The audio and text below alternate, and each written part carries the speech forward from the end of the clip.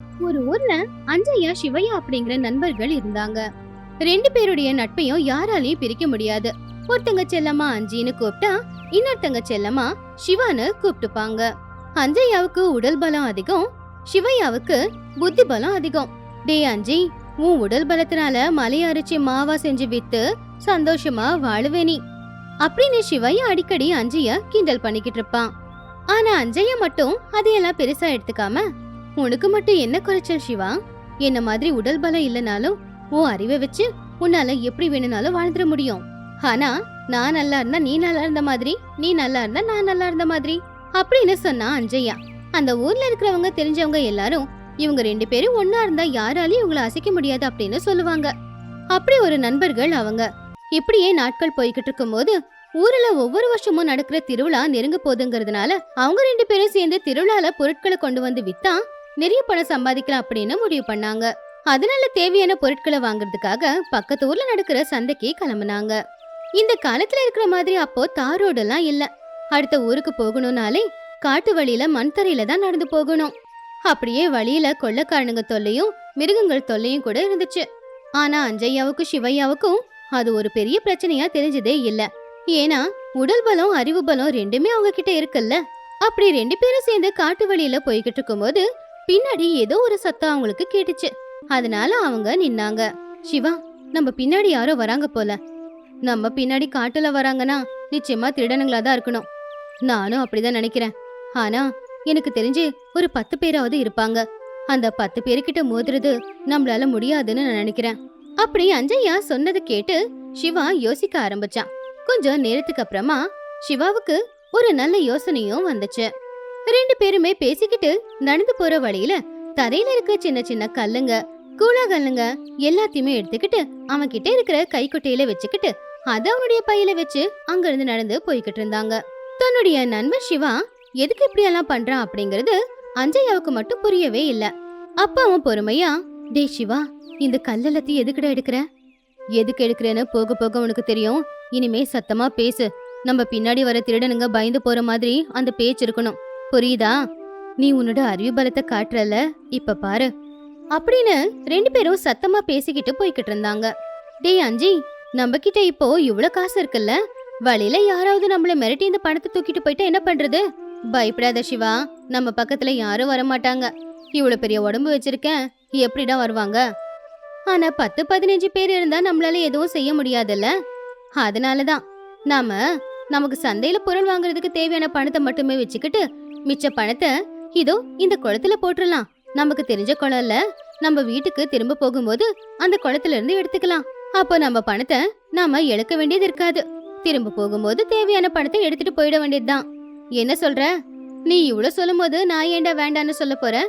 நமக்கு தெரிஞ்ச குளம் தானே, வரும்போது நம்ம எடுத்துக்கலாம், போட்டுடு. அப்படி அஞ்சையா சிவையா ரெண்டு பேரும் பேசிக்கிட்டு அவங்க சொன்ன குளம் வரும்போது சிவையா ஏற்கனவே எடுத்து வச்சிருந்த அந்த கல் மூட்டைய குளத்துல போட்டான். அம்மா நீர் தேவதையே, எப்பவும் போல பணத்தை உன்கிட்ட ஒப்படைச்சிட்டு போறேன். திரும்ப வரும்போது நாங்க எடுத்துட்டு போறோம். அது வரைக்கும் கொஞ்சம் பாத்துக்கம்மா அப்படின்னு சொல்லி அவங்க ரெண்டு பேரும் அங்கிருந்து கிளம்பிட்டாங்க. அவங்க அந்த பக்கம் போன உடனே இந்த பக்கம் 4 திருடனுங்க அந்த பணத்தை எடுக்கிறதுக்காக ஆத்துல குதிச்சாங்க. அஞ்சியும் சிவாவும் எந்த பிரச்சனையும் இல்லாம சந்தைக்கு போயிட்டாங்க. அங்க இருக்கிற எல்லா ஊருக்கும் இது ஒரே சந்தை தான். அந்த சந்தை ரொம்ப பெரிய சந்தை. தேவையான பொருட்கள் எல்லாத்தையுமே நண்பர்கள் வாங்கிக்கிட்டாங்க. இன்னும் ஒரே ஒரு ஆடு மட்டும் தான் வாங்க வேண்டி இருந்துச்சு. அப்போ அவங்க பக்கத்துல ஆடுங்க எல்லாம் இருக்கிற இடத்த பார்த்து ரெண்டு பேரும் சேர்ந்து ஒன்னா ஆடு வாங்குறதுக்கு போனாங்க. சிவையா அஞ்சையா ரெண்டு பேரும் சேர்ந்து அந்த கடைக்கு போய் அவங்களுக்கு ரொம்பவே பிடிச்ச மாதிரி இருந்த ஒரு ஆட்டுக்குட்டிய பார்த்தாங்க. அந்த ஆட்டுக்குட்டியோட கொம்பு பின்னாடி நீட்டிக்கிட்டு இருந்துச்சு. பார்க்கவே ரொம்பவும் அழகாவும் இருந்துச்சு. அந்த ஆட்டுக்குட்டி அஞ்சையா சிவையா ரெண்டு பேருக்கு பிடிச்சு போச்சு. சிவா, பேசாம இந்த ஆட்டுக்குட்டிய வாங்கிடலாம் அப்படின்னு அஞ்சையா அந்த ஆடு பக்கத்துல போனா. சத்தமா பேசாதரா, கடைக்கார காதுல விழுந்தா அதிகமா விலை சொல்லுவான் அப்படி சிவையா அஞ்சையா கிட்ட சொல்றதுக்கு முன்னாடியே அந்த கடைக்காரன் இவங்க வெளியூர்காரங்க மாதிரி இருக்காங்க, இவங்கள ஏமாத்தலாம் அப்படின்னு நினைச்சு சாதாரண ஒரு ஆட்டுக்குட்டியோட விலைக்கு 2 மடங்கு அதிகமா விலைய அவங்க கிட்ட சொன்னான். எதுக்கு இவ்வளவு ரேட்டு? இது ஒன்னும் சாதாரண ஆட்டுக்குட்டி கிடையாதுப்பா. ஓ அப்படியா? அப்படின்னா வேண்டாம், வாடா, வேற எங்கேயாச்சும் போய் சாதாரண ஆட்டுக்குட்டி வாங்கிக்கலாம். இல்லடா, எனக்கு இதுதான் வேணும் அப்படின்னு அஞ்சையா அடம் பிடிக்கும் போது சிவா வலுக்கட்டாயமா அஞ்சையாவை அங்கிருந்து தூரமா கூட்டிட்டு போய், டேய், சில வியாபாரிங்க நேர்மையா இருப்பாங்க, எல்லாருக்கும் ஒரே விலையை சொல்லுவாங்க. சில வியாபாரிங்க ஆள் பார்த்து விலை சொல்லுவாங்கடா. அப்படிப்பட்டவங்க கிட்ட நமக்கு பொருள் பிடிச்சிருந்தாலும் பிடிக்காத மாதிரி நடிக்கணும் அப்படின்னு சொன்னா சிவா. எனக்கு அந்த ஆடுதான் வேணும் அப்படின்னு சொல்லி அடம் பிடிச்சா அஞ்சையா. அப்போ சிவா கொஞ்சம் யோசிச்சு பார்த்துட்டு, சரி, நீ அதிகமா பேசாத, நான் சொல்றத மட்டும் செய். சரிடா, செய்றேன். அப்படி அஞ்சையா சொன்னதும் சிவா கொஞ்சம் தூரத்துல இருக்கிற ஒரு கடைக்கு போய் அங்கிருந்து ஒரு வாத்து முட்டையை வாங்கிட்டு வந்தான். அதுக்கு தங்க சாயத்தை பூசினான். அந்த தங்க சாயம் காஞ்சதுக்கு அப்புறமா அந்த தங்க சாயம் பூசின முட்டையை எடுத்துக்கிட்டு கடைக்காரங்கிட்ட போனான். அந்த கடைக்காரனுக்கு கையில இருக்கிற முட்டைய காட்டி, இங்க பாருப்பா, உண்மையை சொல்லணும்னா உன் ஆட்டுக்குட்டி ஒண்ணு எங்களுக்கு தேவையில்லை. இதோ பாத்தியா, இது தங்க வாத்து முட்டை. இந்த முட்டை போடுற வாத்து எங்க கிட்டதான் இருக்கு. இந்த முட்டைய சந்தையில விக்கலாம் அப்படின்னு தான் வந்தோம். ஆனா இப்போ விக்க வேணான்னு முடிவு பண்ணிருக்கேன். ஏன் சொல்லு?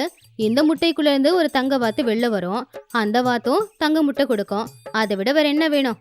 சரி, அதெல்லாம் இருக்கட்டும். உன் ஆட்டுக்குட்டிய என்ன விலைக்கு தான் விற்ப சொல்லு. என்ன விலைக்கு கொடுத்தாலும் நான் அதை வாங்கிக்கிறேன். கடைக்காரனுக்கு இவங்க ஏதோ திட்டம் தீட்டுறாங்க அப்படிங்கிறது தெரிஞ்சு போச்சு. ஆனா என்ன திட்டம் அப்படிங்கிறது தான் அவனுக்கு புரியல. எங்க அந்த முட்டைய கொஞ்சம் காட்டு அப்படின்னு அந்த கடைக்காரன் கேட்டான். அந்த வாய்ப்புக்காக காத்துக்கிட்டு இருந்த சிவையா அந்த முட்டைய கடைக்கார கையில கொடுக்கற மாதிரி கொடுத்து அத கீழே போட்டுட்டான். அவ்வளவுதான், முட்டை கீழே விழுந்து உடஞ்சே போயிடுச்சு. அப்போ சிவையா செய்கை காட்டினதும் அஞ்சையா சத்தமா, ஏண்டா தங்க முட்டைய கீழே போட்டு உடைச்ச?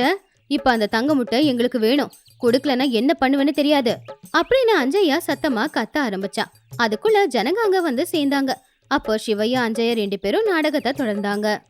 இது சாதாரண முட்டை இல்லைங்க, தங்க முட்டை.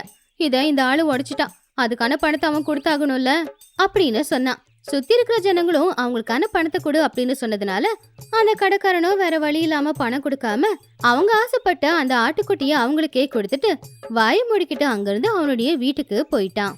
அப்படி நண்பர்கள் 2 பேரும் சந்தையில வாங்கின பொருட்களையும் அந்த ஆட்டுக்குட்டியையும் கூப்பிட்டுக்கிட்டு அங்கிருந்து கிளம்புனாங்க. இந்த பக்கம் ஆத்துல விழுந்த அந்த திருடனுங்க மூட்டையை தேடி தேடி கடைசியில வெளியில எடுத்தானுங்க. ஆனா அதை திறந்து பார்த்தா அதுல இருந்தது எல்லாமே கூழாங்கல்ல தான். அத பார்த்து அவனுங்களுக்கு கோவம் வந்துச்சு. அவனுங்க எங்கே தப்பிக்க முடியாது, இந்த வழியா தானே வந்தாகணும். நம்மள இவ்வளவு நேரம் கஷ்டப்பட விட்டானுங்கல்ல, திரும்ப வரும்போது அவனுங்க கிட்ட இருக்கிற எல்லாத்தையும் நம்ம புடுங்கிட்டு அனுப்பலாம். அப்படி அவங்க எல்லாரும் மரத்துக்கு பின்னாடி போய் நின்னுக்கிட்டு இருந்தாங்க. இந்த பக்கம் அஞ்சையா சிவையா 2 பேரும் அவங்க ஆட்டுக்குட்டியை கூட்டிக்கிட்டு வந்துகிட்டு இருந்தாங்க. அத திருடனுங்க பார்த்தாங்க தான். ஆனா அஞ்சையாவோட உடம்ப பார்த்து அவனுங்களை தாக்குறதுக்கு பயந்தாங்க. அப்ப அந்த கூட்டத்துல ஒருத்தன், டேய், இவனுங்க அறிவாளி நினைச்சுக்கிட்டு இருக்காங்கல்ல, அதை வச்சு நாம அவங்கள அடிக்கலாம், இருங்கடா அப்படின்னு அவன் ஒரு திட்டம் தீட்டினான். அதுக்கு கூட்டாளிங்களும் சரின்னு சொன்னாங்க. 3 பேர் போய் மரத்துக்கு பின்னாடி ஒளிஞ்சு நின்னுக்கிட்டு இருந்தாங்க. ஒரே ஒரு திருடன் மட்டும் அஞ்சையா சிவையா கூடவே நடந்து வந்துகிட்டு இருந்தான். இந்த பண்ணி உங்களுக்கு எங்கெங்க கிடைச்சது அப்படின்னு கேட்டான். சிவையாவுக்கு இவனுங்க யாரு அப்படிங்கறது புரிஞ்சு போச்சு. அதனால அவன் அந்த நேரத்துக்கு ஏத்தாப்புல, என்னப்பா, என்ன இது உனக்கு பண்ணி மாதிரி தெரியுதா? உண்மையை சொல்லனா இவன் ஒரு திருடன். வழியில எங்க கிட்ட இருக்கிற எல்லாத்தையும் புடுங்க பார்த்தா நாங்க நினைச்சிருந்தா இவனை கொண்டு இருக்க முடியும். சரி, எதுக்கு ஒரு ஜீவனை சாவடிக்குவானே அப்படின்னு இவனை ஆடா மாத்தி எங்க கூடவே கூட்டிட்டு போறோம். எங்களுக்கு சேவை செய்வான்ல. உங்களுக்கு ஆடு வளர்க்கறது பிடிக்குதுன்னா சொல்லுங்க, உங்களுக்கே கொடுத்துடுறோம். அப்படி சிவைய சொன்னது கேட்டு அந்த திருடன் ரொம்பவே பயந்து போயிட்டான். கொஞ்ச நேரத்துக்கு அப்புறம் சுதாரிச்சுக்கிட்டு, பரவாயில்லையே, உங்களை பார்த்தா ரொம்ப புத்திசாலி பலசாலி மாதிரி தான் தெரியுது. திருடனை கூட ஆடா மாத்தி வச்சிருக்கீங்க. நீங்க வேற, மிருகங்களை நமக்கு ஏத்தாப்புல மாத்திக்க முடியாது, திருடனுங்களை மாத்திக்கலாங்க. என் குரு என்கிட்ட ஒண்ணு சொல்லுவாரு, 2 திருடனுங்களை நமக்கு சாதகமா பயன்படுத்திக்கிட்டா மட்டும்தான் எங்க படிப்பு முடியும்னாரு. இதோ எப்படியோ ஒருத்தனை இப்படி ஆக்கிட்டோம், இன்னொருத்தனை ஆக்கிட்டா அதுக்கப்புறம் எங்க படிப்பு முடிஞ்ச மாதிரி தான். இதோ இந்த வழியில திருடனுங்க இருக்காங்கன்னு கேள்விப்பட்டோம். அவனுங்களை யாராவது வந்தானுங்கன்னா அவனுங்களை இதே மாதிரி பண்ணிடுவேன். அதுக்குதான் காத்திருக்க அப்படி சிவையா சொன்னதும் இதை எல்லாத்தையும் கேட்டுக்கிட்டு இருந்த அந்த திருடனுக்கு ரொம்பவும் பயம் வந்துருச்சு. நீங்க பலசாலிங்க, சரி நான் வரேன் அப்படின்னு சொல்லி அங்கிருந்து தப்பிச்சுக்கிட்டு அவனுடைய கூட்டாளிங்க கிட்ட போய், டே, இவனுங்க ஆபத்தானவனுங்கரா இருக்கானுங்க, நம்ம மாட்டோம், நம்மளே கொன்னுடுவானுங்க போல, வேற யாரையாவது பாத்துக்கலாம், வாங்க இங்கிருந்து போலாம் அப்படின்னு அவங்க எல்லாரும் சேர்ந்து அங்கிருந்து தப்பிச்சு காட்டுக்குள்ள ஓடி போயிட்டானுங்க. வாடாஞ்சி, அவங்க எல்லாத்தையும் கண்டுபிடிக்கிறதுக்கு முன்னாடியே நம்ம ஊருக்கு போய் சேர்ந்துடணும் அப்படின்னு சொல்லி வேகமா நடந்து ஊருக்கு நல்லபடியா போய் சேர்ந்தாங்க அந்த நண்பர்கள். இது இன்னைக்கான கதை. இன்னொரு நல்ல கதையோட உங்களை சந்திக்கிறேன். நன்றி. சிங்கண்ணகுடி அப்படிங்கிற கிராமத்துல ஒரு சின்ன குடிசையில இருக்கிற குடிசை வீடு கோவிந்தையான்னு சொன்னா தெரியாத ஜனங்க இல்ல. குடிசை வீடு கட்டுறதுல ரொம்ப ஃபேமஸ் ஆனவன். குடிசை வீடு வேணும் அப்படின்னு அவங்கிட்ட யாராவது வந்தா அழகா குடிசை வீடைய கட்டி கொடுத்துருவான். அந்த வேலைக்கு சந்தோஷப்பட்டு ஜனங்க எவ்வளவு கொடுக்கறாங்களோ அவ்வளவு காசு வாங்கிக்கிட்டு இருந்தான். அந்த காசுலயே என்னோட பொண்டாட்டி சுப்பம்மா 10 வயசு மக அப்பண்ண கூட சந்தோஷமா வாழ்க்கைய நடத்திக்கிட்டு இருந்தான். கஷ்டம்னு வந்தவங்களுக்கு இல்லன்னு சொல்லாம அவங்கிட்ட இருக்கிறத வாரி கொடுப்பான். அது பொண்டாட்டியான சுப்பம்மாவுக்கு பிடிக்காது. யாருக்குமே எந்த உதவி செய்யக்கூடாதுன்னு சொல்லுவா. அப்படி இல்லங்க, நான் சொல்றத கொஞ்சம் காதை கொடுத்து கேட்கலாம்ல. கவலைப்படாத சுப்பம்மா, எல்லாம் அந்த கடவுள் பாத்துக்குவான். நம்ம பசிக்கு சாப்பாடு கொடுப்பான். பசின்னு வந்தவங்களுக்கு நம்ம தான் சாப்பாடு போடணும். நான் ஏதாவது சொன்னா கடவுள் பேரை சொல்லி என் வாய மூடுறீங்க. நீங்க கஷ்டப்பட்டு குடிசை கட்டி காசை சம்பாதிச்சதெல்லாம் ஜனங்கன்னு அவங்களுக்கே கொடுக்கறீங்க. இப்படி நீங்க சம்பாதிக்கிற காசை ஜனங்களுக்கெல்லாம் கொடுத்துட்டீங்கன்னா அந்த பணக்காரனான சுப்பைய பாத்தீங்களா எப்படி காசை சேர்த்து வைக்கிறான் அப்படின்னு? சித்தையாவ பத்தி எல்லாருக்கும் தெரிஞ்ச விஷயம் தானே சுப்பு. அவன் காசை எடுத்து வச்சுக்குவான தவிர யாருக்குமே தானம் பண்ண மாட்டான். இன்னும் பணம் வேணும் வேணும்னு ஆசைப்படுறவன். இந்த சித்தையா பெரிய பணக்காரனா இருக்கலாம், தர்மம் பண்றதுல அவன் தரித்திரம் புடிச்சவன். அந்த தரித்திரம் தானங்க ஊருல கொடி கட்டி பறக்குது. ஐயோ சுப்பு, நீ ஊரு ஜனங்க அவன் முன்னாடி அவனை கொண்டாடுறதான் பாக்குற. ஆனா அவன் பின்னாடி ஜனங்க திட்டுறத நான் பாக்குறேன். ஏங்க, நம்ம பையன் அப்பன்னா பெரியவனாயிட்டு இருக்கான். அவனுக்காக நம்ம 1 ரூபா கூட சேர்த்து வைக்கல. அத நீங்க யோசிச்சீங்களா சுப்பு? ஒரு புருஷனா உனக்கும் ஒரு அப்பனா நம்மளோட பையனுக்கும் அவனை பாத்துக்கிற கடமை எனக்கு எவ்வளவு இருக்குதுன்னு தெரியும். ஒரு மனுஷனா மத்தவங்களுக்கு எவ்வளவு உதவி பண்ணணும் அப்படிங்கிற மனசு கூட இருக்கு. ஏங்க, நம்மளுக்கு தர்மம் முக்கியமா குடும்பத்தை பாக்குற பொறுப்பு முக்கியமா? மட்டும் என்னோட கடமையும் மறக்க மாட்டேன், என்னோட தான தர்மத்தையும் விட மாட்டேன். என்னோட கடமை தர்மம் ரெண்டையும் நான் சமானமா தான் பாக்குறேன். நீ பையனோட வாழ்க்கைய பத்தி கவலைப்படாத சுப்பு. பையனோட வாழ்க்கைய நான் பாத்துக்கிறேன். சரிங்க, என்னோட வாழ்க்கை பையனோட வாழ்க்கை ரெண்டுமே உங்க கையில தான் இருக்கு. இத நீங்க எப்ப பாத்துக்கிறீங்க, எப்படி பாத்துக்கிறீங்கன்ற பொறுப்பு உங்களோட இது. இப்படி 2 பேரும் பேசிக்கிட்டு இருக்கும்போது ரவணையா அங்க வந்தாரு. கோவிந்தையா அப்படின்னு பாவமா கூப்பிட்டான். அந்த குரலை கேட்ட உடனே கோவிந்தையா பெருமைப்பட்டான்.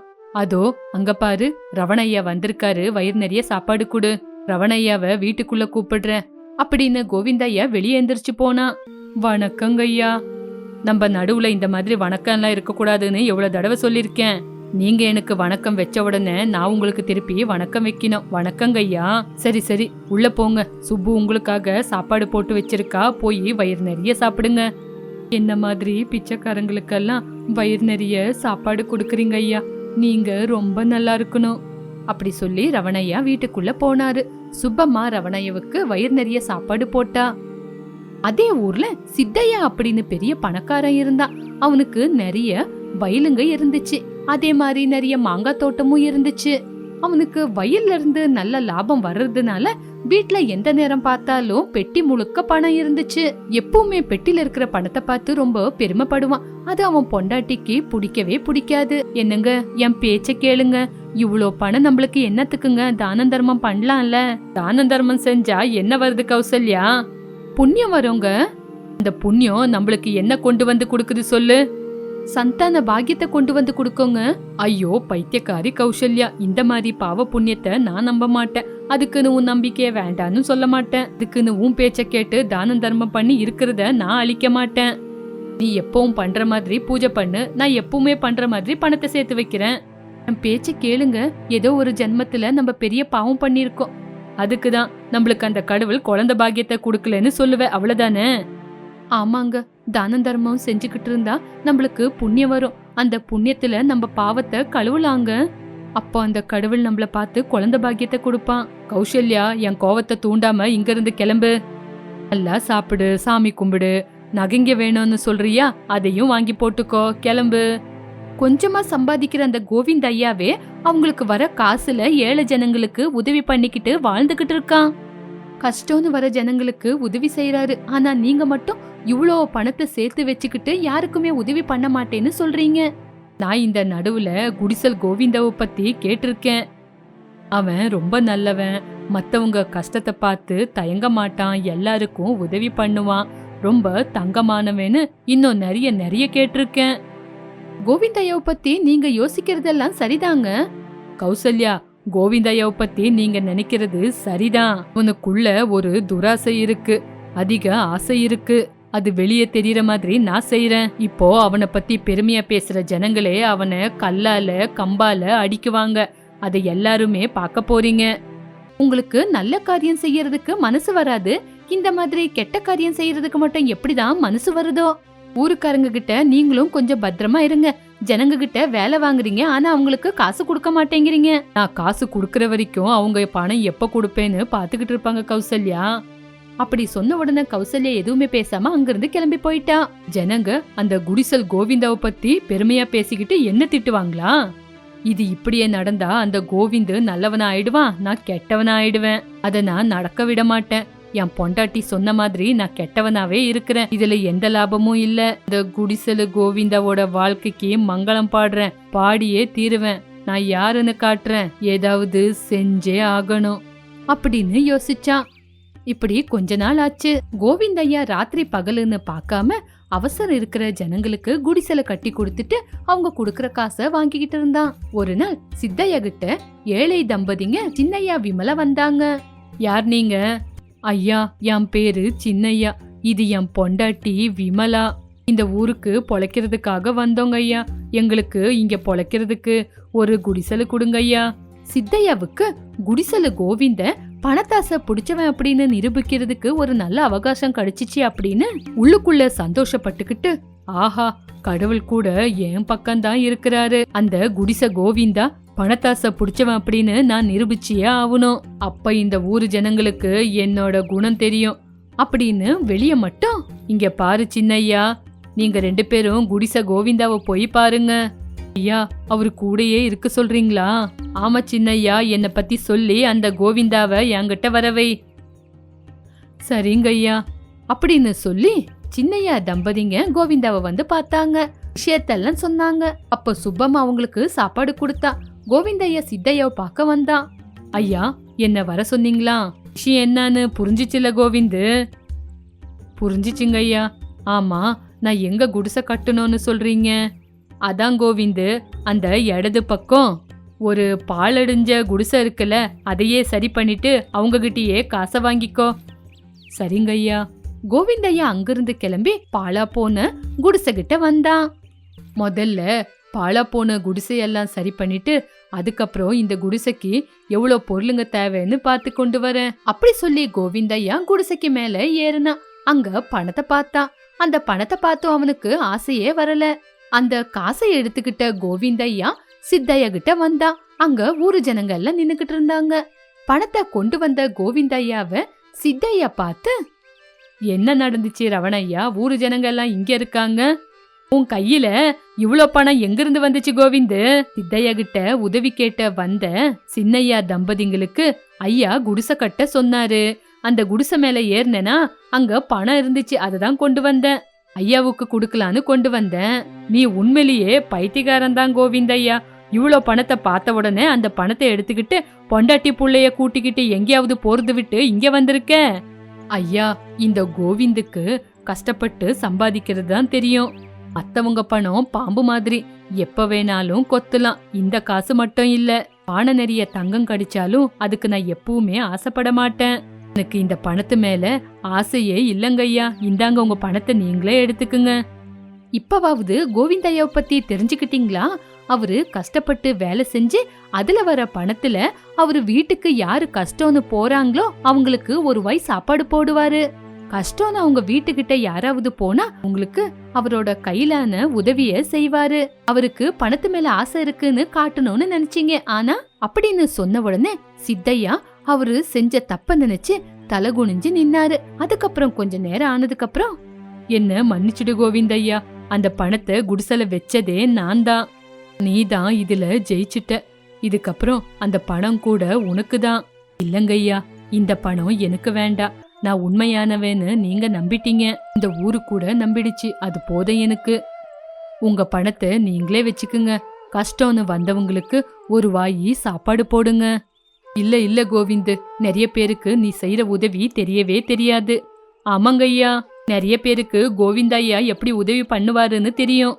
அவரு போடுற சாப்பாடு பத்தி தெரியும். அதுக்காக தான் கஷ்டம்னு சொன்ன உடனே எல்லா ஜனங்க அவங்க வீட்டுக்கு போவாங்க. அதுக்குதான் கோவிந்து, கஷ்டம்னு வந்தவங்களுக்கு உங்க வீட்டாண்டியே சாப்பாடு கொடு. நான் உனக்கு உதவியா உன் கூடயே இருக்கிறேன். எனக்கு இந்த பேரெல்லாம் வேண்டாம், நான் உனக்கு உதவி செய்யறேன். அப்படி சொன்ன உடனே கோவிந்தையா கூட அதுக்கு ஒத்துக்கிட்டாரு. அதுக்கப்புறம் கோவிந்தையா அவரோட வேலைய செஞ்சுக்கிட்டு சித்தையாவோட உதவியால கஷ்டம்னு வந்த ஜனங்களுக்கு வயிறு நிறைய சாப்பாடு போட்டு சந்தோஷமா வாழ்ந்தாரு. இதுதான் இன்னையோட கதை. மறுபடியும் ஒரு நல்ல கதையோட சந்திக்கலாம்.